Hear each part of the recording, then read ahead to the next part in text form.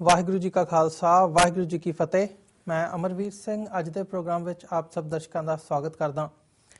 Viewers, Amritsar ਤੋਂ member parliament ਰਹੇ ਨਵਜੋਤ ਸਿੱਧੂ ਨੇ ਰਾਜ ਸਭਾ ਤੋਂ ਅਸਤੀਫਾ ਦੇਣ ਤੋਂ ਬਾਅਦ ਜਿਵੇਂ ਪੰਜਾਬ ਦੀਆਂ ਸਿਆਸੀ ਸਫਾਂ ਵਿੱਚ ਹਲਚਲ ਜਿਹੀ ਮਚ ਗਈ ਹੈ।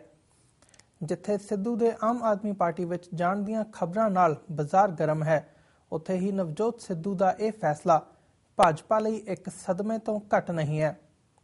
ਉਧਰ ਦੂਜੇ ਪਾਸੇ ਕਸ਼ਮੀਰ ਵਿੱਚ ਹਿੰਸਾ ਦੇ ਚੱਲਦਿਆਂ ਸਥਿਤੀ ਤਣਾਅਪੂਰਨ ਬਣੀ ਹੋਈ ਹੈ ਅਤੇ ਕਰਫਿਊ ਜਾਰੀ ਹੈ। ਹਿੰਸਾ ਵਿੱਚ ਮਰਨ ਵਾਲਿਆਂ ਦੀ ਗਿਣਤੀ 45 ਤੱਕ ਪਹੁੰਚ ਚੁੱਕੀ ਹੈ। ਜੰਮੂ ਕਸ਼ਮੀਰ ਨਾਲ ਸੰਬੰਧਿਤ ਨਵੀਂ ਦਿੱਲੀ ਸਥਿਤ ਸੁਪਰੀਮ ਕੋਰਟ ਵੱਲੋਂ ਇੱਕ ਅਹਿਮ ਫੈਸਲਾ ਸੁਣਾਇਆ ਗਿਆ, ਜਿਸ ਵਿੱਚ ਇਹ ਕਿਹਾ ਗਿਆ ਕਿ ਜੰਮੂ ਐਂਡ ਕਸ਼ਮੀਰ ਦੀਆਂ ਅਦਾਲਤਾਂ ਵਿੱਚ ਚੱਲ ਰਹੇ ਕੇਸਾਂ ਨੂੰ ਦੂਜੇ ਸੂਬਿਆਂ ਵਿੱਚ ਸ਼ਿਫਟ ਕੀਤਾ ਜਾ ਸਕਦਾ ਹੈ। ਹੁਣ ਇੰਡੀਅਨ ਕਨਸਟੀਟਿਊਸ਼ਨ ਦਾ ਆਰਟੀਕਲ 370 ਜੰਮੂ ਕਸ਼ਮੀਰ ਨੂੰ ਇੱਕ ਸਪੈਸ਼ਲ ਸਟੇਟਸ ਦਿੰਦਾ ਹੈ, ਜਿਸ ਅਧੀਨ ਜੰਮੂ ਕਸ਼ਮੀਰ ਨੂੰ ਕਈ ਸਪੈਸ਼ਲ ਪਾਵਰਸ ਹਾਸਲ ਹਨ ਅਤੇ ਆਰਟੀਕਲ 370 ਅਧੀਨ ਇਹ ਵੀ ਆਉਂਦਾ ਹੈ ਕਿ ਜੰਮੂ ਕਸ਼ਮੀਰ ਸਮੇਤ ਹੋਰ ਸੂਬਿਆਂ ਕੋਲ ਇਹ ਅਧਿਕਾਰ ਨਹੀਂ ਹੈ ਕਿ ਉਹ ਅਦਾਲਤਾਂ ਦੇ ਕੇਸ ਜੰਮੂ ਕਸ਼ਮੀਰ ਤੋਂ ਬਾਹਰ ਜਾਂ ਫਿਰ ਦੂਜੇ ਸੂਬਿਆਂ ਵਿੱਚੋਂ ਜੰਮੂ ਕਸ਼ਮੀਰ ਦੀਆਂ ਅਦਾਲਤਾਂ ਵਿੱਚ ਕੇਸ ਟ੍ਰਾਂਸਫਰ ਕਰ ਸਕਣ। ਕੀ ਸੁਪਰੀਮ ਕੋਰਟ ਦਾ ਇਹ ਫੈਸਲਾ ਆਰਟੀਕਲ 370 ਦੀ ਉਲੰਘਣਾ ਨਹੀਂ ਹੈ? ਅੱਜ ਦੇ ਸ਼ੋਅ ਵਿੱਚ ਅਸੀਂ ਇਹਨਾਂ ਗੱਲਾਂ ਸੰਬੰਧੀ ਵਿਚਾਰ ਚਰਚਾ ਕਰਾਂਗੇ। ਸਾਡੇ ਅੱਜ ਦੇ ਗੈਸਟ ਨੇ ਲੁਧਿਆਣਾ ਤੋਂ ਐਡਵੋਕੇਟ ਜਸਪਾਲ ਸਿੰਘ ਮੰਜਪੁਰ। ਆਓ ਉਹਨਾਂ ਨਾਲ ਮਿਲ ਕੇ ਅੱਜ ਦੀ ਵਿਚਾਰ ਚਰਚਾ ਦੀ ਸ਼ੁਰੂਆਤ ਕਰਦੇ ਹਾਂ। ਹਾਂਜੀ ਮੰਜਪੁਰ ਸਾਹਿਬ, ਵਾਹਿਗੁਰੂ ਜੀ ਕਾ ਖਾਲਸਾ ਵਾਹਿਗੁਰੂ ਜੀ ਕੀ ਫਤਿਹ। ਵਾਹਿਗੁਰੂ ਜੀ ਕਾ ਖਾਲਸਾ ਵਾਹਿਗੁਰੂ ਜੀ ਕੀ ਫਤਿਹ। ਮੰਜਪੁਰ ਸਾਹਿਬ, ਸਾਰਿਆਂ ਤੋਂ ਪਹਿਲਾਂ ਅਸੀਂ ਨਵਜੋਤ ਸਿੱਧੂ ਦੀ ਗੱਲਬਾਤ ਕਰਦੇ ਹਾਂ ਕਿ ਉਹਨਾਂ ਨੇ ਰਾਜ ਸਭਾ ਦੀ ਮੈਂਬਰਸ਼ਿਪ ਤੋਂ ਅਸਤੀਫਾ ਦਿੱਤਾ ਹੈ ਤੇ ਨਾਲ ਹੀ ਇਹ ਬੀਜੇਪੀ ਤੋਂ ਵੀ ਅਸਤੀਫਾ ਮੰਨਿਆ ਜਾ ਰਿਹਾ ਹੈ। ਤੇ ਇਹਨੂੰ ਤੁਸੀਂ ਕਿਵੇਂ ਦੇਖਦੇ ਹੋ ਕਿ ਪੰਜਾਬ ਦੀ ਸਿਆਸਤ ਵਿੱਚ ਇਹ ਕੀ ਚੇਂਜ ਲੈ ਕੇ ਆ ਸਕਦਾ ਹੈ ਤੇ ਖਾਸ ਕਰਕੇ ਜਿਹੜੀਆਂ ਪੰਥਕ ਧਿਰਾਂ ਨੇ, ਜਿਹੜੇ ਪੰਥਕ ਹਲਕੇ ਨੇ, ਉਹ ਇਸ ਬਾਰੇ ਕੀ ਸੋਚਦੇ ਨੇ? ਦੇਖੋ, ਜਿਹੜਾ ਇੱਕ ਤਾਂ ਰਾਜ ਸਭਾ ਤੋਂ ਅਸਤੀਫਾ ਦੇਣਾ ਇਹ ਵੋਟਾਂ ਬਿਲਕੁਲ ਨਜ਼ਦੀਕ ਆ ਕੇ ਜੀ, ਤੇ ਉਸ ਤੋਂ ਕੁਝ ਦਿਨ ਪਹਿਲਾਂ ਹੀ ਜਦੋਂ ਰਾਜ ਸਭਾ ਦੀ ਜਿਹੜੀ ਮੈਂਬਰਸ਼ਿਪ ਦਿੱਤੀ ਗਈ ਸੀ, ਮੈਂ ਸਮਝਦਾ ਇਹ ਇੱਕ ਹਾਈ ਪ੍ਰੋਫਾਈਲ ਜਿਹੜਾ ਡਰਾਮਾ ਰਚਿਆ ਗਿਆ, ਜਿਹਦੇ ਵਿੱਚ ਪਹਿਲਾਂ ਕਿਉਂਕਿ ਇਹਦੀ ਰਾਜ ਸਭਾ ਦੀ ਮੈਂਬਰੀ ਤੋਂ ਪਹਿਲਾਂ ਵੀ ਇਹਦੇ ਹੋਰ ਪਾਰਟੀ ਛੱਡਣ ਦੇ ਜਾਂ ਮੌਜੂਦਾ ਅਕਾਲੀ ਭਾਜਪਾ ਸਰਕਾਰ ਦੇ ਖਿਲਾਫ ਇਹ ਦੋਵੇਂ ਜਿਹੜੇ ਲਗਾਤਾਰ ਬਿਆਨਬਾਜ਼ੀ ਜਿਹੜੀ ਜਾਰੀ ਕਰਦੇ ਸੀ, ਉਹਦੇ ਤੋਂ ਪਹਿਲਾਂ ਹੀ ਇਹ ਲੱਗਦਾ ਸੀ ਜਾਂ ਪੰਜਾਬ ਦੀ ਫਿਜ਼ਾ ਦੇ ਵਿੱਚ ਪਹਿਲਾਂ ਹੀ ਇਹ ਗੱਲ ਕੀਤੀ ਆਮ ਆਦਮੀ ਪਾਰਟੀ ਜਿਹੜਾ ਉਹ ਜੁਆਇਨ ਕਰ ਸਕਦਾ ਹੈ। ਇਸੇ ਕਰਕੇ ਉਹ ਰਾਜ ਸਭਾ ਦੀ ਮੈਂਬਰੀ ਬੀਜੇਪੀ ਨੇ ਜਿਹੜੀ ਜਾਂ ਇੱਕ ਡਰਾਮਾ ਉਹਦਾ ਮੁੱਲ ਵਧਾਇਆ ਗਿਆ, ਰਾਜ ਸਭਾ ਦਾ ਮੈਂਬਰ ਬਣਾ ਕੇ ਉਹਦਾ ਮੁੱਲ ਵਧਾਇਆ ਗਿਆ ਤਾਂ ਜਿਹੜੀ ਉਹ ਜਦੋਂ ਸ਼ਿਫਟ ਹੋ ਗਏ ਉੱਧਰਲੇ ਪਾਸੇ ਤਾਂ ਫਿਰ ਉਹਦਾ ਜਿਹੜਾ ਜਿਹੜੀ ਸਮਰੱਥਾ ਜ਼ਿਆਦਾ ਉਹ ਵੀ ਦੇਖੋ ਜੀ ਰਾਜ ਸਭਾ ਦੀ ਮੈਂਬਰੀ ਛੱਡ ਗਿਆ ਕਰਕੇ ਨੂੰ ਸੀਐਮ ਦਾ ਕੈਂਡੀਡੇਟ ਜਿਹੜਾ ਅਨਾਉਂਸ ਕੀਤਾ ਜਾਵੇ। ਅਜੇ ਤੱਕ ਆਫੀਸ਼ੀਅਲੀ ਆਮ ਆਦਮੀ ਪਾਰਟੀ ਉਹਨੇ ਜੁਆਇਨ ਨਹੀਂ ਕੀਤੀ। ਅੱਜ ਦੀ ਤਰੀਕ ਦੇ ਵਿੱਚ ਉਹ ਇੱਕ ਫਰੀ ਆ, ਉਹ ਕੈਪਟਨ ਅਮਰਿੰਦਰ ਸਿੰਘ ਨੇ ਮੈਨੂੰ ਕਿਹਾ ਵੀ ਇੱਧਰ ਆਓ, ਉਹਦਾ ਕਰਦਾ ਵੀ ਉਹਦਾ ਜਿਹੜਾ ਮੁੱਲ ਵਧਾਉਂਦਾ ਹੈਗਾ। ਤੇ ਸੋ ਉਹਦਾ ਘੁੰਮ ਕੇ ਜੇ ਅਸੀਂ ਵਿਸ਼ਲੇਸ਼ਣ ਕਰੀਏ ਤੇ ਸਮਝ ਆਉਂਦੀ ਆ ਵੀ ਇਹ ਆਮ ਆਦਮੀ ਪਾਰਟੀ ਤੋਂ ਕੋਈ ਮੁੱਖ ਮੰਤਰੀ ਦਾ ਚਿਹਰਾ ਨਹੀਂ ਸੀਗਾ। ਉਹ ਤਰਦੋ ਮੱਛੀ ਹੋਏ ਫਿਰਦੇ ਆ ਵੀ ਛੇਤੀ ਆ ਜਾ ਨਵਜੋਤ ਸਿੰਘ ਸਿੱਧੂ ਸਾਡੇ ਕੋਲ ਆ ਜਾਵੇ ਤੇ ਅਸੀਂ ਉਹਨੂੰ ਸੀਐਮ ਦਾ ਕੈਂਡੀਡੇਟ ਅਨਾਉਂਸ ਕਰਕੇ ਤੇ ਵੀ ਅਗਵਾਈ ਦੇ ਵਿੱਚ ਚੋਣ ਲਈਏ। ਜਿੱਥੋਂ ਤੱਕ ਨਵਜੋਤ ਸਿੰਘ ਸਿੱਧੂ ਦਾ ਹੈਗਾ, ਉਹ ਇੱਕ ਸ਼ੋਸ਼ੇ ਪਾ ਜਿਹੜਾ ਬੰਦਾ ਹੈਗਾ, ਕੋਈ ਉਹਦੀ ਸੀਰੀਅਸਨੈਸ ਨਹੀਂ ਹੈਗੀ, ਕੋਈ ਗੰਭੀਰਤਾ ਨਹੀਂ ਹੈਗੀ, ਉਹਨੂੰ ਕੋਈ ਮੁੱਦਾ ਨਹੀਂ ਪਤਾ। ਉਹ ਚੁਟਕਲੇ ਸੁਣਾ ਕੇ ਤੇ ਹਾਸਾ ਬਣਾਉਣ ਦੀਆਂ ਗੱਲਾਂ ਕਰਕੇ ਮੂਰਖਾਨਾ ਤਰੀਕੇ ਦੇ ਨਾਲ ਉਹ ਹਰੇਕ ਗੱਲ ਦਾ ਮਜ਼ਾਕ ਬਣਾ ਕੇ ਤੇ ਉਹ ਇਸ ਤਰ੍ਹਾਂ ਦੀ ਜਿਹੜੇ ਸੁਭਾਅ ਨਾਲ ਜਿਹੜਾ ਮਾਲਕ ਹੈਗਾ ਆਦਾ ਜੀ, ਉਹਦੇ ਉੱਤੇ ਜਿਹੜਾ ਇੱਕ ਕੇਸ ਦੀ ਜਿਹੜਾ ਪੈਂਡਿੰਗ ਹੈਗਾ, ਉਹਦੀ ਕੇਸ ਤੋਂ ਸਜ਼ਾ ਹੋ ਗਈ ਸੀ, ਥੋੜ੍ਹੀ ਜਿਹੀ ਫੀਸ ਜਿਹੜੀ ਆਦਾ ਦੀ ਪੈਂਡਿੰਗ ਹੈਗੀ ਹੈ, ਉਹ ਇੱਕ ਜ਼ਰੂਰ ਰੁਕਾਵਟ ਹੋ ਸਕਦੀ ਆ ਉਹਦੇ ਇਸ ਪਾਸੇ ਨੂੰ ਵਧਣ ਦੇ ਵਿੱਚ, ਕਿਉਂਕਿ ਉਹ ਸਜ਼ਾ ਜਾਪਤਾ ਹੈਗਾ, ਉਹਦੀ ਫੀਸ ਪੈਂਡਿੰਗ ਆ। ਤੇ ਦੂਜੇ ਪਾਸੇ ਜੇ ਦੇਖੀਏ ਪੰਜਾਬ ਦੇ ਹਾਲਾਤ ਦੇ ਮੁਤਾਬਕ ਲੋਕ ਇਹ ਮਹਿਸੂਸ ਕਰਦੇ ਵੀ ਆਮ ਆਦਮੀ ਪਾਰਟੀ ਨਵਜੋਤ ਸਿੱਧੂ ਸ਼ਾਮਲ ਹੋ ਜਾਊਗਾ ਤਾਂ ਜਿੰਨੀਆਂ ਸੀਟਾਂ ਅੱਜ ਦੀ ਤਰੀਕ ਲੈਣ ਦੀ ਤਾਕਤ ਦੇ ਵਿੱਚ ਆਮ ਆਦਮੀ ਪਾਰਟੀ ਉਹਨਾਂ 5-7-10 ਸੀਟਾਂ ਜਿਹੜੀਆਂ ਉਹ ਗੱਲ ਸਕਦੀਆਂ, ਕਿਉਂਕਿ ਉਹਨੇ 1-2 MLA ਵੀ ਜਿਵੇਂ ਪ੍ਰਗਟ ਸਿੰਘ ਦਾ ਨਾਮ ਤਾਂ ਸਪਸ਼ਟ ਰੂਪ ਦੇ ਵਿੱਚ ਮੀਡੀਆ ਚ ਆ ਚੁੱਕਿਆ ਕਿ ਪ੍ਰਗਟ ਸਿੰਘ ਵੀ ਉਹਨੂੰ ਦਿੱਲੀ ਮਿਲ ਗਿਆ, ਸ਼ਾਇਦ ਉਹ ਕਦੇ ਕੋਈ ਹੋਰ ਨੂੰ ਨਾਲ ਲੈ ਕੇ ਆਮ ਆਦਮੀ ਚ ਜਾਵੇ ਤੇ ਉਹਨਾਂ ਨੂੰ ਸੀਟਾਂ ਵੀ ਮਿਲਣਗੀਆਂ ਜਿਹੜੇ ਨਾਲ ਜਾਣਗੇ के तौर पर नाल उस नियम का कैंडीडेट होने का जो दावा है वह भी मजबूत होगा, क्योंकि राज सभा की मंजूरी को असलीबा दिता है। उस सारी एक हाई प्रोफाइल ड्रामा है। ਇਹਦੇ ਪਿੱਛੇ ਭਾਜਪਾ ਤੇ ਕੁਛ ਜਾਂ RSS ਦੀ ਜਿਹੜੀ ਉਹ ਸੋਚ ਹੈ ਕਿਉਂਕਿ ਨਵਜੋਤ ਕੌਰ ਸਿੱਧੂ ਜਿਹੜੀ ਉਹਦੀ ਖਾਤੀ ਹੈ ਡਾਕਟਰ, ਉਹਨੇ ਕਈ ਵਾਰ ਕਿਹਾ ਹੋਇਆ ਵੀ ਅਸੀਂ ਤਾਂ RSS ਦੀ ਸੇਵਾ ਭਾਵਨਾ ਦੇਖ ਕੇ ਜਿਹੜੀ ਹੈ ਪੋਲਿਟਿਕਸ ਨਾਲ ਕੀਤੀ ਹੈ ਸਾਡੇ ਵਿੱਚ ਜੰਮੀ RSS। ਸੋ ਮੈਂ ਇਹ ਸਮਝਦਾ ਵੀ RSS ਕਿਸੇ ਇੱਕ ਪੋਲੀਟੀਕਲ ਜਥੇਬੰਦੀ ਕਿਸੇ ਇੱਕ ਪੋਲੀਟੀਕਲ ਜਥੇਬੰਦੀ ਨਾਲ ਬੱਧੀ ਨਹੀਂ ਹੋਈ BJP ਦੇ ਨਾਲ। ਉਹਨਾਂ ਨੇ ਆਪਣੀ ਜਿਹੜੀ ਸਪੋਰਟ ਦੇ ਮੁਤਾਬਕ ਕੰਮ ਪਾਉਣੇ ਆ, ਭਾਵੇਂ ਉਹਨਾਂ ਨੂੰ ਕਾਂਗਰਸ ਦਾ ਵਾਹਨ ਮਿਲ ਜਾਵੇ ਜਾਂ ਆਮ ਆਦਮੀ ਦਾ ਮਿਲ ਜਾਵੇ ਜਾਂ ਅਕਾਲੀ ਦਲ ਦਾ ਮਿਲ ਜਾਵੇ ਜਾਂ ਪੁਲਿਸ ਦੇ ਵਿੱਚ ਉਹਨਾਂ ਦੇ ਬੰਦੇ ਹੁਣ ਫੌਜ ਦੇ ਵਿੱਚ ਹੋਣ, ਪ੍ਰਸ਼ਾਸਨ ਅਧਿਕਾਰੀ ਹੋਣ। ਸੋ ਉਹ ਇਹਦੇ ਰਾਹੀਂ, ਕਿਉਂਕਿ ਅਕਾਲੀ BJP ਦੇ ਆਪਣੇ ਸੰਬੰਧਾਂ ਦੇ ਵਿੱਚ ਪਿਛਲੇ ਸਮੇਂ ਤੋਂ ਜਿਹੜੀ ਖਟਾਸ ਕਾਫੀ ਸੀਗੀ, ਇਗਨੋਰ ਅਜੇ ਤੱਕ ਵੀ ਅਕਾਲੀ ਜਿਹੜੇ ਆ ਉਹ BJP ਦੇ ਸੀਨੀਅਰ ਲੀਡਰਾਂ ਨੂੰ ਜਦੋਂ ਕੋਈ ਮੇਲ ਸਮਾਗਮ ਹੁੰਦਾ ਉਹਦੇ ਵਿੱਚ ਅਜੇ ਤੱਕ ਵੀ ਖਾ ਰਹੇ ਹੈਗੇ ਆ।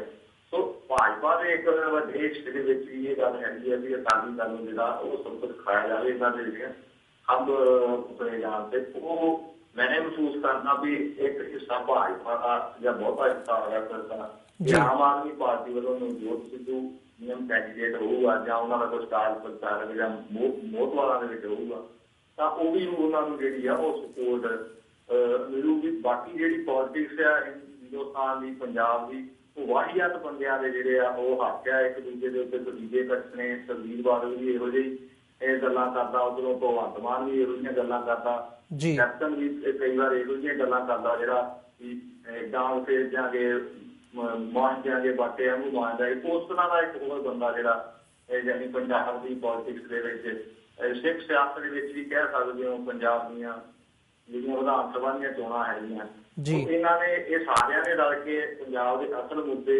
ਸਿੱਖ ਜਵਾਨੀ ਕਿਸਾਨੀ ਸਾਰਾ ਕੁਛ ਪਿੱਛੇ ਛੱਡ ਦੇਣਾ ਹੈਗਾ। ਇਹਨਾਂ ਦੇ ਵਾਹੀਆਤ ਕਿਸਮ ਦੀ ਜਿਹੜੀ ਆ ਬਿਆਨਬਾਜ਼ੀ ਕਰਕੇ ਇਹਨਾਂ ਸਾਰਿਆਂ ਨੇ ਸਾਰੀਆਂ ਪਾਰਟੀਆਂ ਦੇ ਮੇਨ ਲੀਡਰਾਂ ਨੇ ਕੋਈ ਇਹਨਾਂ ਦਾ ਪੰਜਾਬ ਦੇ ਮੁੱਦਿਆਂ ਬਾਰੇ, ਪੰਜਾਬ ਦੀ ਜਵਾਨੀ ਬਾਰੇ, ਕਿਸਾਨੀ ਬਾਰੇ ਕੋਈ ਗੱਲਾਂ ਨਹੀਂ, ਉਹ ਕਾਗਜ਼ਾਂ ਦੇ ਵਿੱਚ ਲਿਖ ਕੇ ਪਿੱਛੇ ਛੱਡ ਦੇਣੀਆਂ। ਬਾਕੀ ਇਹਨਾਂ ਨੇ ਸਟੇਜਾਂ ਦੇ ਉੱਤੇ ਚੁਟਕਲੇ ਸੁਣਾ ਕੇ ਲੋਕਾਂ ਕੋਲ ਜਿਹੜਾ ਉਹ ਵੋਟਾਂ ਬਟੋਰਨ ਦਾ ਜਿਹੜਾ ਇੱਕ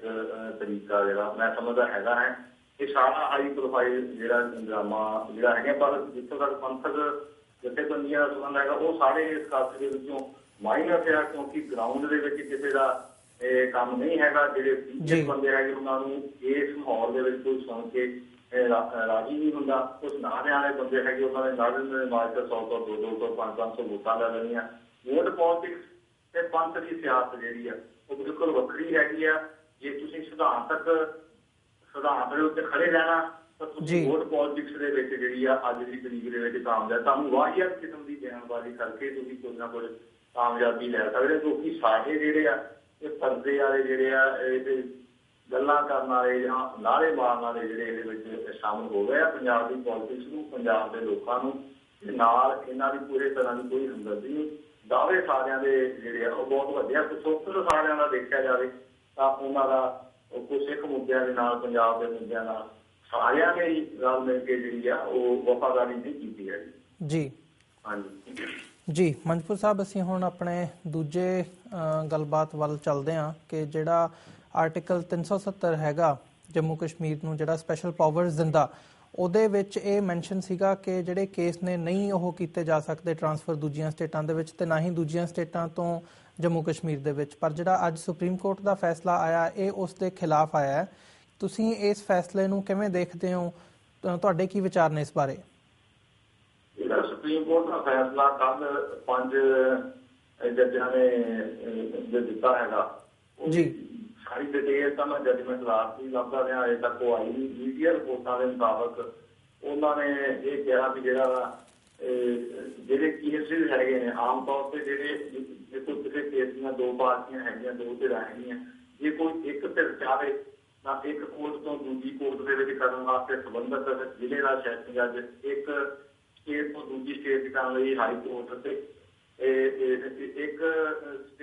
ਜ਼ਿਲ੍ਹੇ ਤੋਂ ਦੂਜੇ ਜ਼ਿਲ੍ਹੇ ਚ ਕਰਨ ਲਈ ਹਾਈ ਕੋਰਟ, ਇੱਕ ਸਟੇਟ ਤੋਂ ਦੂਜੀ ਸਟੇਟ ਕੋਲ ਕਰਨ ਲਈ ਜਿਹੜੀਆਂ ਇਨਹੈਰੈਂਟ ਪਾਵਰਾਂ 136 ਜਿਹੜੇ ਸੁਪਰੀਮ ਕੋਰਟ ਨੂੰ ਮਿਲਿਆ ਉਹਨਾਂ ਨੇ ਉਹਦੇ ਤਹਿਤ ਜਿਹੜੀ ਗੱਲ ਕੀਤੀ ਆ ਅਸੀਂ ਜੰਮੂ ਕਸ਼ਮੀਰ ਦੇ ਕੇਸ ਵੀ ਆ ਜਿਹੜੇ ਉਹ ਜੇ ਦੂਜੀ ਧਿਰ ਜਾਊਗੀ ਤਾਂ ਉਹ ਸਟੇਟ ਦੇ ਕਿਸੇ ਦੂਜੇ ਹਿੱਸੇ ਦੇ ਵਿੱਚ ਜੰਮੂ ਕਸ਼ਮੀਰ ਤੋਂ ਇਲਾਵਾ ਕਿਸੇ ਪ੍ਰਾਂਤ ਦੇ ਵਿੱਚ ਜਿਹੜੇ ਆ ਉਹ ਕਰ ਸਕਦੇ ਹੈਗੇ। ਜਿੱਥੋਂ ਤੱਕ 370 ਦੀ ਜਿਹੜੀ ਤੁਸੀਂ ਗੱਲ ਕੀਤੀ ਹੈ ਉਹਦੇ ਵਿੱਚ ਮੈਂ ਸਮਝਦਾ ਕੋਈ ਇਹੋ ਜਿਹੀ ਰੋਕ ਜਿਹੜੀ ਨਹੀਂ ਹੈਗੀ, ਸਿਰਫ ਲੈਜਿਸਲੇਸ਼ਨ ਦੇ ਉੱਤੇ ਜਿਹੜੀ ਆ ਰੋਕ ਹੈਗੀ ਆ ਕਿ ਜਿਹੜੇ ਕਾਨੂੰਨ ਹੈ ਇੰਡੀਆ ਦੇ ਉਹ ਜਿਹੜਾ ਵੀ ਕੋਈ ਐਕਟ ਹੁੰਦਾ ਉਹਦੇ ਉੱਤੇ ਲਿਖਿਆ ਹੁੰਦਾ ਵੀ ਇਹ ਐਕਸੈਪਟ ਜੰਮੂ ਐਂਡ ਕਸ਼ਮੀਰ, ਪਰ ਜੰਮੂ ਕਸ਼ਮੀਰ ਦੇ ਵਿੱਚ ਜਿੰਨੇ ਵੀ ਕਾਨੂੰਨ ਹੈਗੇ ਨੇ ਉਹ ਇੰਡੀਆ ਦੇ ਕਾਨੂੰਨ ਦੇ ਮੁਤਾਬਕ ਹੀ ਉਹਦਾ ਨਾਮ ਬਦਲ ਕੇ ਜਿਵੇਂ ਇੰਡੀਅਨ ਪੀਨਲ ਕੋਡ ਆ ਉਹ ਸੈਕਸ਼ਨ ਸਾਰੇ ਸਿਨੇਮਾ ਬਾਰੀਆਂ ਮੋਟੀਆਂ ਪ੍ਰੋਵੀਜ਼ਨਾਂ ਨੂੰ ਬਦਲਣ ਤੇ ਉਹ ਰਜੀਜ਼ ਪੀਨਲ ਕੋਡ ਆ। ਇਸੇ ਤਰ੍ਹਾਂ ਆਰਮਜ਼ ਐਕਟ ਹੈਗਾ, ਸਾਰੇ ਬੇਸਿਕਲੀ ਤਾਂ ਅੰਗਰੇਜ਼ ਸਰਕਾਰ ਦੇ ਸਮੇਂ ਦੇ ਬਣੇ ਹੋਏ ਕਾਨੂੰਨ ਆ, ਇਹਨਾਂ ਦੇ ਨਾਂ ਦੇ ਵਿੱਚ ਜਿਹੜੀ ਆ ਉਹ ਵੀ ਹੈਗੀ ਹੈ। ਪਰ ਜਿਹੜਾ ਕੇਸ ਚੇਂਜ ਕਰਨ ਦੀ ਗੱਲ ਹੈਗੀ ਇਹਨਾਂ ਨੇ ਕੀਤੀ ਹੈਗੀ ਇਹਦੇ ਤਹਿਤ ਜਿਹੜੀ ਉਹਨਾਂ ਦੀ ਮੰਨਤਾ ਹੈਗੀ ਆ, ਕਿਉਂਕਿ ਸਰਕਾਰਾਂ ਬਹੁਤੇ ਕਰਕੇ ਸੈਂਟਰ ਗੌਰਮੈਂਟ ਹੁਣ ਦੇ ਕਈ ਫੈਸਲੇ ਜਿਹੜੇ ਪਿਛਲੇ ਸਮੇਂ ਦੌਰਾਨ ਆਏ ਆ ਜਿਹੜੇ ਉਹਨਾਂ ਨੇ ਸੁਪਰੀਮ ਕੋਰਟ ਦੇ ਰਾਹੀਂ ਕਰਾਏ ਆ, ਕਿਉਂਕਿ ਉਹਨਾਂ ਦਾ ਪ੍ਰਭਾਵ ਸੁਪਰੀਮ ਕੋਰਟ ਦੇ ਵਿੱਚ ਵਧਿਆ। ਉਹਨਾਂ ਨੇ ਆਪਣੇ ਵਕੀਲ ਰਹੇ ਆ ਬੀਜੇਪੀ ਦੇ ਕ੍ਰਿਮੀਨਲ ਦੇ, ਉਹਨਾਂ ਨੇ ਹੁਣ ਉਹਨਾਂ ਨੂੰ ਹਾਈ ਕੋਰਟ ਸੁਪਰੀਮ ਕੋਰਟਾਂ ਦੇ ਵਿੱਚ ਜਿਹੜੇ ਆ ਉਹ ਜੱਜਾਂ ਲਾਉਣੇ ਸ਼ੁਰੂ ਕੀਤੇ ਜਿਹਨਾਂ ਉਹਨਾਂ ਦੇ ਵਫਾਦਾਰ ਹੈਗੇ ਆ। ਉਹ ਜਿਹੜਾ ਕੋਈ ਫੈਸਲਾ ਸਰਕਾਰ ਲੈਣਾ ਚਾਹੁੰਦੀ ਆ ਤਾਂ ਉਹਨੂੰ ਸੁਪਰੀਮ ਕੋਰਟ ਜਾਂ ਹਾਈ ਕੋਰਟ ਦੇ ਰਾਹੀਂ ਜਿਹੜੇ ਲਾਗੂ ਕਰਾਉਣ ਦਾ ਯਤਨ ਕੀਤਾ। 5 ਜੱਜਾਂ ਦਾ ਬੈਂਚ ਦਾ ਫੈਸਲਾ ਹੈਗਾ। ਖਾਸ ਤੌਰ ਤੇ ਇਹਦੇ ਵਿੱਚ ਉਹਨਾਂ ਨੇ ਇਹ ਗੱਲ ਕਹੀ ਹੈ ਕਿ ਰਣਜੀਤ ਪੀਨਲ ਕੋਡ ਦੇ ਵਿੱਚ ਐਸੀ ਕੋਈ ਪ੍ਰੋਵੀਜ਼ਨ ਨਹੀਂ ਹੈਗੀ ਜਿਹਦੇ ਤਹਿਤ ਇੱਕ ਕੇਸ ਨੂੰ ਦੂਜੇ ਕੇਸ ਦੇ ਵਿੱਚ ਇੱਕ ਸਟੇਟ ਤੋਂ ਦੂਜੇ ਸਟੇਟ ਕਿਸੇ ਕੇਸ ਨੂੰ ਚੇਂਜ ਨਹੀਂ ਕੀਤਾ ਜਾ ਸਕਦਾ। ਸੋ ਜੰਮੂ ਕਸ਼ਮੀਰ ਵਿਧਾਨ ਸਭਾ ਨੂੰ ਇਹ ਚਾਹੀਦਾ ਹੈਗਾ ਵੀ ਉਹ ਰਣਜੀਤ ਪੀਨਲ ਕੋਡ ਦੇ ਵਿੱਚ ਉਹ ਸੋਧ ਕਰਨ, ਉਹਦੇ ਵਿੱਚ ਇਹ ਪ੍ਰੋਵੀਜ਼ਨ ਲੈ ਕੇ ਆਉਣ ਜਿਹੜਾ ਕੋਈ ਕੇਸ ਆ ਉਹ ਜੰਮੂ ਕਸ਼ਮੀਰ ਜਿਹੜੀ ਅਪੀਲ ਆ ਉਹ ਤਾਂ ਸੁਪਰੀਮ ਕੋਰਟ ਆਉਣੀ ਆਉਣੀ ਆ। ਉਹ ਵੀ ਇੱਕ ਗੱਲ ਸਮਝੀ ਜਿਹੜੀ ਅਪੀਲ ਆ ਜੰਮੂ ਕਸ਼ਮੀਰ ਹਾਈ ਕੋਰਟ ਦੀ ਉਹ ਤਾਂ ਸੁਪਰੀਮ ਕੋਰਟ ਦੇ ਵਿੱਚ ਆਉਣੀ ਆਉਣੀ ਆ ਫਰਦਰ। ਜਿਹੜਾ ਕੇਸ ਟ੍ਰਾਂਸਫਰ ਕਰਨ ਦੇ ਸੰਬੰਧ ਦੇ ਵਿੱਚ ਜਿਹੜੀ ਆ ਜੰਮੂ ਕਸ਼ਮੀਰ ਵਿਧਾਨ ਸਭਾ ਨੂੰ ਉਹ ਸੈਕਟਰ ਦੇ ਵਿੱਚ ਸੋਧ ਕਰਕੇ ਸਪੈਸ਼ਲ ਪ੍ਰੋਵੀਜ਼ਨ ਕੋਈ ਸੈਕਸ਼ਨ ਨਵਾਂ ਪਾ ਕੇ ਦੁਆਰ ਕਰ ਦੇਣਾ ਚਾਹੀਦਾ ਵੀ ਜਿਹੜੀ ਜੰਮੂ ਕਸ਼ਮੀਰ ਦੀ ਸਟੇਟ ਦੇ ਜਿਹੜੇ ਕੇਸ ਆ ਉਹ ਦੂਜੀ ਸਟੇਟ ਦੇ ਵਿੱਚ ਨਹੀਂ ਜਾ ਸਕਦੇ ਹੈ। ਉਹਦੇ ਨਾਲ ਸੁਪਰੀਮ ਕੋਰਟ ਨੂੰ ਮੌਕਾ ਰੱਖਿਆ ਹੈਗਾ ਕਿ ਜੇ ਉਹਦੇ ਵਿੱਚ ਕੋਈ ਪ੍ਰੋਵੀਜ਼ਨ ਨਹੀਂ ਹੈਗੀ ਇਸ ਕਰਕੇ ਕੀਤੇ ਜਾ ਸਕਦੇ। ਜੇ ਪ੍ਰੋਵੀਜ਼ਨ ਹੋਊਗੀ ਵਿਧਾਨ ਸਭਾ ਲੈਜਿਸਲੇਸ਼ਨ ਕਰ ਦੂਗੀ ਤਾਂ ਫਿਰ ਉਹ ਸੁਪਰੀਮ ਕੋਰਟ ਦਾ ਜਿਹੜਾ ਫੈਸਲਾ ਹੈ ਨਤੀ ਕਰੀ ਜਿਹੜਾ ਉਹ ਜੇ ਸਾਨੂੰ ਕਰੂਗਾ ਉਹ ਕੰਮ ਵੀ ਕਰ ਸਕੂਗਾ। ਸੋ 370 ਦੇ ਵਿੱਚ ਇਹ ਕੋਈ ਪ੍ਰੋਵੀਜ਼ਨ ਨਹੀਂ ਹੈਗੀ, ਉਹਦੇ ਸਿਰ ਲੈਜਿਸਲੇਸ਼ਨ ਦਾ ਮਾਮਲਾ ਜਾਂ ਪਾਰਲੀਮੈਂਟ ਦੇ ਜਿਹੜੇ ਕਾਨੂੰਨ ਬਣਾਉਣ ਦੀ ਉਹਨੂੰ ਲਿੰਕ ਕਰਦੀ ਹੈ। ਸੁਪਰੀਮ ਕੋਰਟ ਦੇ ਅੱਜ ਤੱਕ ਹੋਏ ਨਹੀਂ ਕੇਸ ਤੇ ਉਹਨੇ ਕਰ ਦਿੱਤਾ ਹੈਗਾ ਤੇ ਹੁਣ ਮੈਂ ਸਮਝਦਾ ਜੰਮੂ ਕਸ਼ਮੀਰ ਵਿਧਾਨ ਸਭਾ ਨੂੰ ਇਹਨੂੰ ਸੋਧ ਕਰਕੇ ਤੇ ਇਹ ਫੈਸਲਾ ਨਿਬੰਧ ਜਿਹੜਾ ਉਹ ਕਰਨਾ ਚਾਹੀਦਾ ਹੈਗਾ, ਕਿਉਂਕਿ ਉੱਥੇ ਜਿੰਨੇ ਕੇਸ ਹੋਣਗੇ ਖਾਸ ਤੌਰ ਤੇ ਮਿਲੀਟੈਂਸੀ ਨਾਲ ਸੰਬੰਧਿਤ ਉਹ ਸਾਰੇ ਯਾਨੀ ਕਿ ਜੈਮ ਦਾ ਡੈਪੂਟੇਸ਼ਨ ਦੀ ਦਿੱਲੀ ਜਾਏਗੀ ਜਾਂ ਉਹ ਤੋਂ ਅੱਗੇ ਜਿਹੜਾ ਆਮ ਤੌਰ ਤੇ ਦਿੱਲੀ ਜਾ ਕੇ ਹੁੰਦੇ ਉਹਨਾਂ ਸਾਰੇ ਕੇਸਾਂ ਨੂੰ ਅਸੀਂ ਕਿ ਉੱਥੇ ਜਵਾਬ ਭੁਗਤਾਉਣੇ ਉਹਨਾਂ ਦੇ ਉੱਤੇ ਹੈ। ਇੱਕ ਜਿਹੜਾ ਫੈਸਲਾ ਹੈਗਾ ਮੈਟਰੀਮੋਨੀਅਲ ਡਿਸਪਿਊਟ ਵਾਸਤੇ ਉਹਨਾਂ ਨੇ ਕੀਤਾ ਹੈਗਾ, ਪਰ ਨਾਲ ਉਹਨਾਂ ਨੇ ਆਹ ਵੀ ਸੋਚਿਆ ਵੀ ਕ੍ਰਿਮੀਨਲ ਕੇਸਿਸ ਜਿਹੜੇ ਆ ਉਹ ਵੀ ਜਿਹੜੇ ਆ ਉਹ ਕੀਤੇ ਜਾ ਸਕਦੇ ਹੈਗੇ ਆ। ਸੋ ਉਹ ਇਸ ਤੋਂ ਪਹਿਲਾਂ ਕਿ ਉਹ ਹੋਣੇ ਸ਼ੁਰੂ ਹੋਣ ਤੇ ਮਤਲਬ ਮੈਂ ਚਾਹੂੰਗਾ ਵੀ ਜੰਮੂ ਕਸ਼ਮੀਰ ਵਿਧਾਨ ਸਭਾ ਦੀ ਸੋਧ ਕਰਕੇ ਇਹਨੂੰ ਵੀ ਬੰਦ ਕਰੇ। ਹਾਂਜੀ ਜੀ ਮਨਪੁਰ ਸਾਹਿਬ, ਇਹਦਾ ਇਫੈਕਟ ਕੀ ਹੋਊਗਾ ਜੇ ਇਹ ਆਉਣ ਵਾਲੇ ਸਮੇਂ ਦੇ ਵਿੱਚ ਲਾਗੂ ਹੋ ਜਾਂਦਾ? ਕਿ ਇਹਨੂੰ ਇੱਦਾਂ ਦੇਖਿਆ ਜਾ ਸਕਦਾ ਕਿ ਜੰਮੂ ਐਂਡ ਕਸ਼ਮੀਰ ਨੂੰ ਇੱਕ ਦੂਜੀਆਂ ਸਟੇਟਾਂ ਦੇ ਵਾਂਗ ਉਹਨਾਂ ਦਾ ਸਪੈਸ਼ਲ ਸਟੇਟਸ ਖਤਮ ਕਰਕੇ ਦੂਜੀਆਂ ਸਟੇਟਾਂ ਦੇ ਵਾਂਗ ਹੀ ਉਹਨਾਂ ਨੂੰ ਇੱਕ ਆਮ ਸਟੇਟ ਬਣਾ ਕੇ ਇੰਡੀਆ ਦੇ ਵਿੱਚ ਸ਼ਾਮਲ ਕੀਤੇ ਜਾਣ ਦੀ ਇਹਨੂੰ ਇੱਕ ਪੌੜੀ ਦੇ ਵਜੋਂ ਦੇਖਿਆ ਜਾ ਸਕਦਾ ਹੈ? ਹਾਂ ਦੇਖੋ, ਬੀਜੇਪੀ ਗਵਰਨਮੈਂਟ ਦਾ ਤਾਂ ਇਹ ਚੋਣ ਮੈਨੀਫੈਸਟੋ ਸੀ ਕਿ ਅਸੀਂ 370 ਵਿੱਚ ਖਤਮ ਕਰਾਂਗੇ, ਪਰ ਕਿਉਂਕਿ ਹਾਲਾਤ ਐਸੇ ਬਣੇ ਨੇ ਵੀ ਉਹ ਨਹੀਂ ਕਰ ਸਕਦੇ। ਜਿਵੇਂ ਉਹਨਾਂ ਕੋਲ ਹੋਰ ਸੋਦੀ ਜੰਮੂ ਦੇ ਵਿੱਚ ਸਰਕਾਰ ਹੋਵੇ ਜਾਂ ਉਹ ਉੱਤੇ ਹੋਣ ਤਾਂ ਉਹ ਉੱਥੇ ਦੀ ਵਿਧਾਨ ਸਭਾ 370 ਖਤਮ ਕਰਨ ਦੀ ਜਿਹੜੀ ਸਲਾਹ ਦੇ ਕੇ ਸੈਂਟਰ ਨੂੰ ਖਤਮ ਨਹੀਂ ਕਰਵਾ ਸਕਦੇ ਸੀ, ਪਰ ਉਹਨਾਂ ਦੀ ਮਜਬੂਰੀ ਉਹ ਨਹੀਂ ਕਰ ਸਕਦੇ। ਇਸ ਸੰਬੰਧ ਸੁਪਰੀਮ ਕੋਰਟ ਦੇ ਵਿੱਚ ਰਿਟਾਂ ਵੀ ਫਾਈਲ ਕੀਤੀਆਂ ਗਈਆਂ, ਉਹ ਵੀ ਖਾਰਜ ਹੋਈਆਂ ਕਿ ਨਹੀਂ ਇਹ ਜਿਹੜਾ ਸਪੈਸ਼ਲ ਪ੍ਰੋਵੀਜ਼ਨ ਹੈ ਅਸੀਂ ਇਹਨੂੰ ਸੁਪਰੀਮ ਕੋਰਟ ਵੈਸੇ ਵੀ ਖਾਰਜ ਨਹੀਂ ਕਰ ਸਕਦੀ। ਆਇਆ ਵੀ ਇਹਨਾਂ ਦੀ ਇੰਟੈਂਸ਼ਨ ਜਿਹੜੀ ਹੋ ਗਈ ਹੈ, ਜਿਵੇਂ ਹੌਲੀ ਹੌਲੀ ਪਹਿਲਾਂ ਦੀ ਬੀਜੇਪੀ ਗਵਰਨਮੈਂਟ ਨੇ ਯੂਨੀਵਰਸਲ ਸਿਵਲ ਕੋਡ ਦੀ ਗੱਲ ਕੀਤੀ ਕਿ ਸਾਰਿਆਂ ਨੂੰ ਇੱਕੋ ਸਿਵਲ ਕੋਡ ਜਿਹੜਾ ਇੰਡੀਆ ਦੇ ਵਿੱਚ ਕੀਤਾ ਜਾਵੇ, ਜਿਹੜਾ ਕਿ ਬਿਲਕੁਲ ਵੀ ਸੰਭਵ ਨਹੀਂ ਹੈਗਾ, ਕਿਉਂਕਿ ਹਰੇਕ ਕਲਚਰ ਦੇ ਆਪਣੇ ਕਸਟਮ ਤੇ ਵੈਲਿਊਜ਼ ਹੈਗੀਆਂ ਉਹਦੇ ਮੁਤਾਬਕ ਜਿਵੇਂ ਹਿੰਦੂਆਂ ਦੇ ਬਣਿਆ ਮੁਸਲਮਾਨਾਂ ਦਾ ਕ੍ਰਿਸਚੀਅਨ ਦਾ ਪਰ ਸਿੱਖਾਂ ਨੂੰ ਹਿੰਦੂਆਂ ਦੇ ਵਿੱਚ ਹੀ ਜਿਹੜਾ ਹੋਇਆ। ਸੋ ਅਸੀਂ ਤਾਂ ਗੱਲ ਕਰਦੇ ਹਾਂ ਵੀ ਸਾਡਾ ਵੱਖਰਾ ਹੋਣਾ ਚਾਹੀਦਾ ਪਰਸਨਲ ਲਾ ਜਿਹੜਾ ਹੈਗਾ ਉਹ ਦੇਣ ਦੀ ਥਾਂ ਤੇ ਉਹ ਕਹਿੰਦੇ ਬਾਕੀਆਂ ਨੂੰ ਵਿੱਚ ਹੀ ਜਿਹੜਾ ਬਣਾ ਲਈਏ ਜਿਵੇਂ ਇੰਡੀਆ ਦਾ ਆਪਣਾ ਸਮੁੰਦਰ ਦਾ ਗਾਰਡੀਅਨਸ਼ਿਪ ਨਾਲ ਜਿਹੜਾ ਹੋਰ ਵੀ ਜਿੰਨੇ ਵੀ ਮੈਟਰ ਜਿਹੜੇ ਨਾਲ ਸੰਬੰਧਿਤ ਹੈਗੇ ਆ ਉਹ ਸਾਰਿਆਂ ਨੂੰ ਇੱਕ ਦੇ ਥੱਲੇ ਲਿਆਉਣ ਦਾ ਜਿਹੜਾ ਉਹਨਾਂ ਦੀ ਜਿਹੜੀ ਆਵਾਜ਼ ਆਈ ਹੈਗੀ ਹੈ ਉਹਦੇ ਉੱਤੇ ਕਿਵੇਂ ਐਕਟ ਹੁੰਦਾ ਉਹ ਆਉਣ ਵਾਲੇ ਸਮੇਂ 'ਚ ਪਤਾ ਲੱਗੂ ਪਰ ਉਹ ਵੀ ਸੰਭਵ ਨਹੀਂ ਹੈਗਾ। ਜਿਹੜਾ ਕੰਮ ਕਰਨ ਵਾਲਾ ਉਹ ਇਹ ਤੋਂ ਕਰਦੇ ਨੇ ਜਿਵੇਂ ਵਾਰ ਵਿਰਾਸਤੀ ਮੁੱਦੇ ਇਹਨਾਂ ਨੇ ਆਪਣੇ ਮਨਾਂ ਦੇ ਵਿੱਚ ਬਣਾਏ ਹੋਏ ਆ 370 ਹੋ ਗਈ ਯੂਨੀਵਰਸਲ ਬੋਰਡ ਹੋ ਗਿਆ ਜਾਂ ਟੈਰਰਿਜ਼ਮ ਦੇ ਨਾਂ ਦੇ ਉੱਤੇ ਸਿਆਸੀ ਲੋਕਾਂ ਨੂੰ ਜਿਹੜਾ ਦਬਾਉਣ ਦੀ ਗੱਲ ਹੋ ਗਈ ਜਾਂ RSS ਨੂੰ ਬਾਹਰਲੇ ਮੁਲਕਾਂ ਦੇ ਵਿੱਚ ਕਈ ਮੈਂਬਰ ਪਾਰਲੀਮੈਂਟ ਨੇ ਇਹ ਕਿਹਾ ਵੀ ਇਹ ਅੱਤਵਾਦੀ ਜਥੇਬੰਦੀ ਹੈਗੀ ਹੈ। ਤੇ ਦੂਜੇ ਪਾਸੇ ਸੁਪਰੀਮ ਕੋਰਟ ਦੇਖੋ ਉਹਨੂੰ ਰਾਹੁਲ ਗਾਂਧੀ ਨੂੰ ਕਹਿ ਰਹੀ ਵੀ ਜ਼ਿਆਦਾ ਕੋਈ ਮਾਫੀ ਮੰਗ ਕਿ RSS ਨੇ ਮਹਾਤਮਾ ਗਾਂਧੀ ਨੂੰ ਮਾਰਨ ਦੀ ਗੱਲ ਕੀਤੀ ਹੈ ਤੇ ਜਾਂ ਵੀ ਜਿਹੜਾ ਉਹ ਕੇਸ ਟ੍ਰਾਇਲ ਜਿਹੜਾ ਤੇਰੇ ਉੱਤੇ ਚੱਲੂਗਾ। ਸੋ ਇਹ ਸਾਰਾ ਜਿਹੜਾ ਗਲਬਾ ਜਿਹੜਾ ਹੈਗਾ ਬ੍ਰਾਹਮਣਵਾਦੀ ਚੇਂਜ ਵਾਲਿਆਂ ਦਾ ਉਹ ਸਾਰੇ ਸਿਸਟਮ ਦੇ ਉੱਤੇ ਵੱਧ ਰਿਹਾ ਭਾਵੇਂ ਰੈਜਿਸਟ੍ਰੇਸ਼ਨ ਦੇ ਵਿੱਚ ਹੋਵੇ ਜੁਡੀਸ਼ਰੀ ਦੇ ਵਿੱਚ ਹੋਵੇ। ਸੋ ਇਹਨੂੰ ਲੋਕਾਂ ਦੇ ਵਾਸਤੇ ਜਿਹੜੀਆਂ ਬ੍ਰਾਹਮਣਵਾਦ ਦੀ ਸੋਚ ਤੋਂ ਪੀੜਤ ਧਿਰਾਂ ਨੇ ਉਹਦਾ ਜਿਹੜਾ ਉਹ ਨੰਬਰ ਹੋਣਾ ਪਊਗਾ। ਬਾਕੀ ਉਹ ਜਿਹੜਾ ਤੁਹਾਡਾ ਵੀ ਆ ਉਹ ਰਾਹ ਖੁੱਲੇਗਾ ਰਾਹ ਤਾਂ ਫਿਰ ਸਟੈਪ ਵਾਈਜ਼ ਹੀ ਖੁੱਲਦਾ ਹੋਇਆ ਉਹਨਾਂ ਨੇ ਪਹਿਲਾਂ ਪੀਐਸ ਟ੍ਰਾਂਸਫਰ ਕਰਨੇ ਆ ਤੇ ਉਹਨਾਂ ਦੇ ਲੈਜਿਸਲੇਸ਼ਨ ਦੇ ਵਿੱਚ ਵੀ ਕੋਈ ਨਾ ਕੋਈ ਲੈ ਲੈਣੀ ਆ ਤੇ ਉਹਨਾਂ ਨੇ ਕਹਿਣਾ ਦੇਖੋ ਜੀ ਹੁਣ ਤਾਂ ਅਸੀਂ ਇੰਨੇ ਪੈਸੇ ਦਿੱਤੇ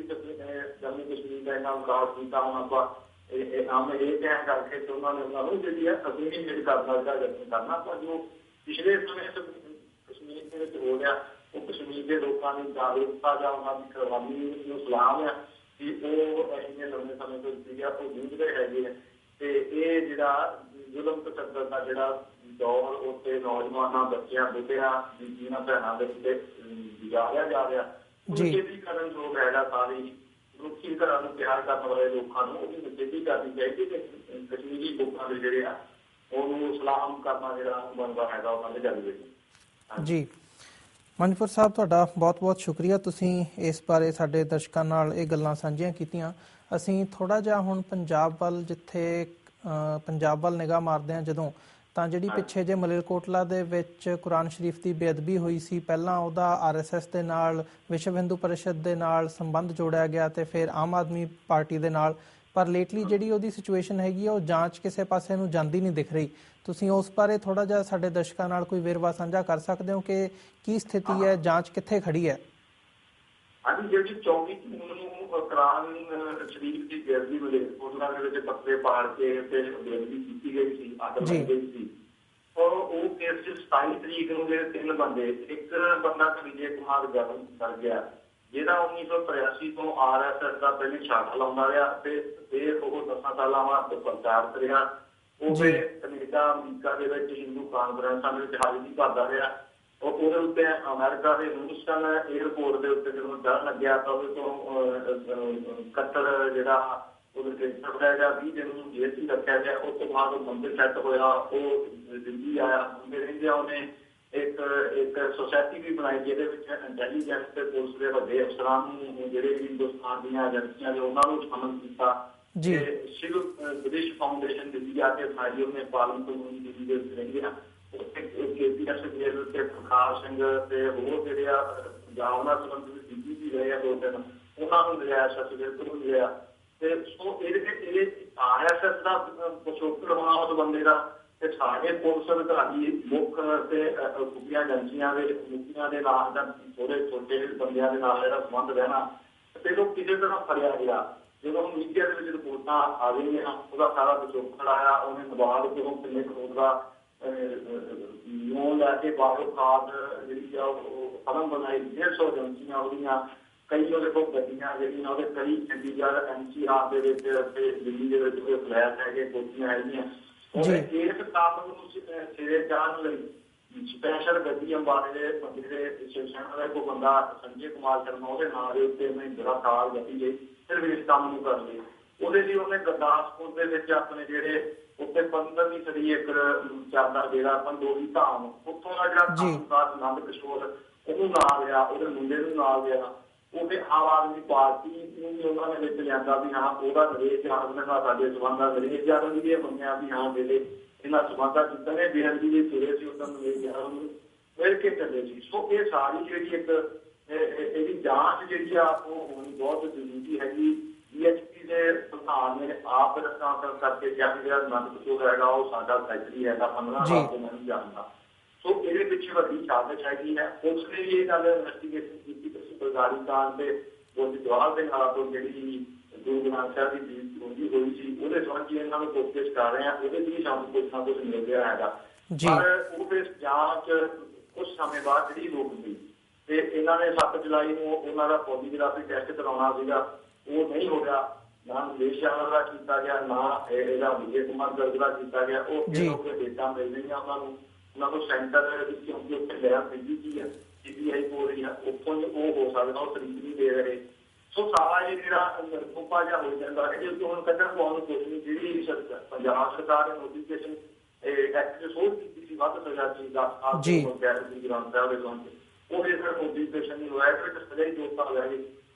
ਸੋ ਇਹਦੀ ਮਾਨਦਲੀ ਨੂੰ ਲੱਗਦਾ ਵੀ ਆਉਂਦੇ 2 ਦਿਨਾਂ ਦੀ ਜਿਹੜੀ ਹੋਈ ਨਹੀਂ। ਸੋ ਇਹਦੀ ਜਿਹੜੀ ਜਾਂਚ ਦੀ ਗੱਲ ਜਿਹੜੀ ਪਰਸਨ ਦੇ ਬੰਦੀਆਂ ਨਾਲ ਜਿਹੜਾ ਬਣਦਾ ਸੀਗਾ ਉਸ ਪਾਸੇ ਧਰਨੇ ਨੂੰ ਗਿਆ ਨਾ ਇਸ ਪਾਸੇ ਨੂੰ ਕਰਨਾ ਜਿਹੜਾ ਜਿਹੜੀ ਜਾਂਚ ਜਿਹੜੀ ਹੈਗੀ ਆ ਉਹ ਅਸਲ ਦੋਸ਼ੀਆਂ ਬਾਅਦ ਵੀ ਕੀ ਪੋਲਿਟਿਕਸ ਆਫ ਪੰਜਾਬ ਦੇ ਵਿੱਚ ਵੀ ਇਹ ਚੰਗੀ ਰਾਜਨੀਤੀ BJP ਆ ਰਿਹਾ ਸੀ ਜਿਹੜੀ ਉਹ ਹਿੰਦੁਸਤਾਨ ਭਾਰਤ ਦੇ ਵਿੱਚ ਖੇਡ ਰਹੇ ਆ। ਗੁਜਰਾਤ ਦੇ ਵਿੱਚ ਮੋਦੀ ਨੇ ਕੀਤੀ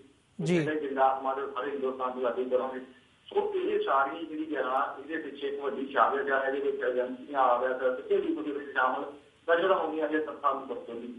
ਸੋ ਉਹਦੀ ਗੱਲ ਜਿਹੜੀ ਜਾਂਚ ਨਹੀਂ ਹੋ ਰਹੀ। ਸਾਰੀਆਂ ਧਿਰਾਂ ਬਾਕੀ ਸਿਆਸੀ ਧਿਰਾਂ ਦੀ ਇਹਦੇ ਬਾਰੇ ਜਿਹੜੀ ਸਿਰਫ ਬਿਆਨਬਾਜ਼ੀ ਕਰਤੀ ਜਾਂਦੀ ਜਾਂਚ ਹੋਣੀ ਚਾਹੀਦੀ ਹੈ। ਉਹਦੇ ਪਾਸੇ ਨੂੰ ਨਿੱਜੀ ਹਮਲਿਆਂ ਦੇ ਕੇਸਾਂ ਦੀ ਤਾਂ ਜਾਂਚ ਲਈ ਸੁਪਰੀਮ ਕੋਰਟਾਂ ਦੀ ਡੇਟਾ ਪਾਈਆਂ ਜਾ ਰਹੀਆਂ। ਜਿੱਦਾਂ ਨੂੰ ਠੋਸ ਮੂਰੇ ਵਿੱਚ ਕੁਝ ਨਿਕਲ ਸਕਦਾ ਹੈ ਉਹ ਤੋਂ ਕੋਈ ਜਿਹੜੀ ਉਹ ਗੱਲ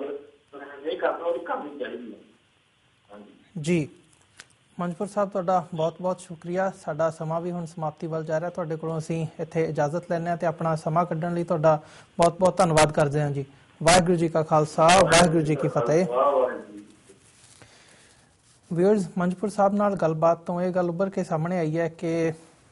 ਭਾਰਤ ਦੇ ਵਿੱਚ RSS ਵੱਲੋਂ ਆਪਣਾ ਗਲਬਾ ਬਣਾਇਆ ਜਾ ਰਿਹਾ ਹੈ। ਭਾਵੇਂ ਉਹ ਸਿਆਸਤ ਦੇ ਵਿੱਚ ਹੋਵੇ, ਜਿਵੇਂ ਕਿ ਹੁਣ ਸਿੱਖ ਚਿੰਤਕਾਂ ਵੱਲੋਂ ਪਹਿਲਾਂ ਵੀ ਇਹ ਗੱਲ ਆਮ ਤੌਰ ਤੇ ਕਹੀ ਜਾਂਦੀ ਰਹੀ ਹੈ ਕਿ ਜਿਹੜੀ ਆਮ ਆਦਮੀ ਪਾਰਟੀ ਹੈ ਉਹ ਹਿੰਦੂਤਵਾਦੀ C ਟੀਮ ਹੈਗੀ ਹੈ। ਹੁਣ ਉਹ ਗੱਲ ਉੱਭਰ ਕੇ ਸਾਹਮਣੇ ਆ ਰਹੀ ਹੈ ਹੌਲੀ ਹੌਲੀ, ਜਿਵੇਂ ਕਿ RSS ਦਾ ਹੁਣ ਇੱਕ ਇਹ ਸਿੱਧੂ ਜੋੜਾ ਆਮ ਆਦਮੀ ਪਾਰਟੀ ਦੇ ਵਿੱਚ ਸ਼ਮੂਲੀਅਤ ਕਰਨ ਦੇ ਵੱਲ ਨੂੰ ਪਹਿਲ ਕਦਮੀ ਕਰ ਰਿਹਾ ਹੈ। ਤੇ ਨਾਲ ਹੀ ਜਦੋਂ ਅਸੀਂ